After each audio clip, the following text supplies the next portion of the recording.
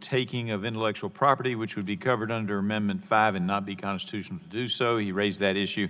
I have other concerns on the legislation related to the Constitution that we're considering today, and I believe that some portions of this bill may constitute a bill of attainder prohibited under Article 1, Section 9, Clause 3 of the Constitution.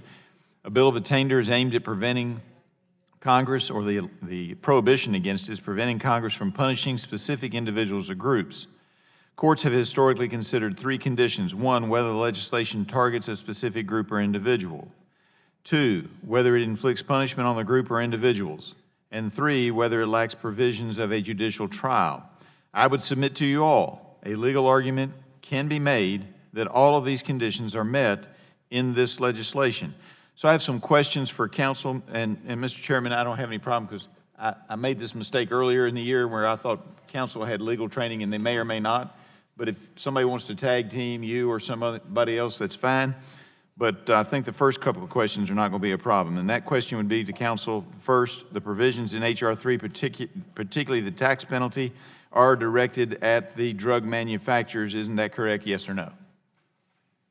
The tax penalty provision is for a manufacturer's non-compliance with. And then under H.R. 3, a company could be penalized with as much as a 95% tax of their gross revenue. Isn't that correct? Yes or no?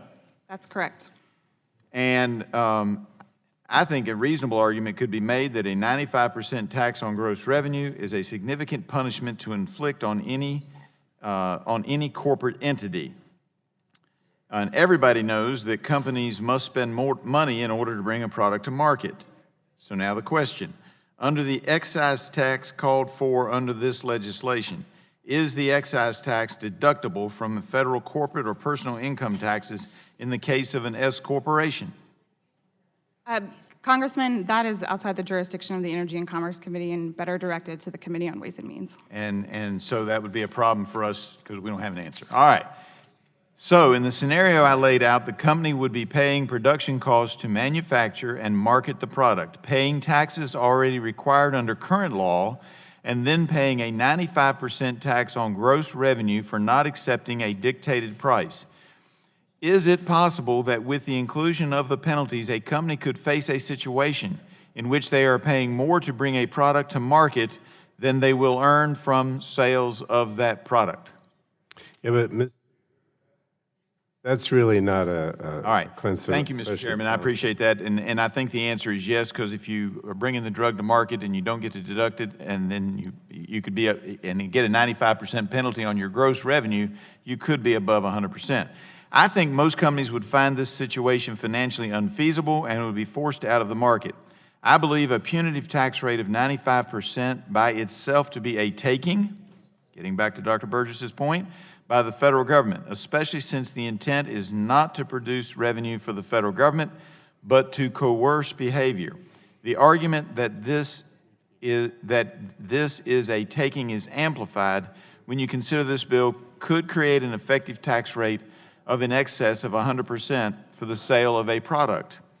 This bill does not provide a manufacturer an opportunity to challenge the penalty imposed by the Secretary, though the judicial system through the judicial system. Now, isn't that true that the bill does not have a judicial system remedy?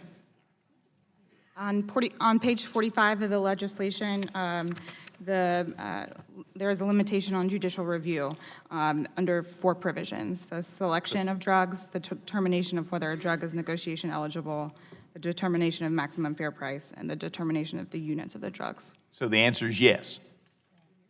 Yes. Yes. So it is clear that the group that the Democrats want to target with this tax penalty is the drug manufacturers, and look, there's lots of reasons to do that. Requiring a corporate entity in any industry, in this case the drug manufacturers, to accept a price for their product or alternatively lose 95% of their gross revenue is, I think, by anyone's logic, punitive. And there is no legal process in the legislation that allows for those manufacturers impacted by tax penalty to challenge the Secretary's decision in a court of law.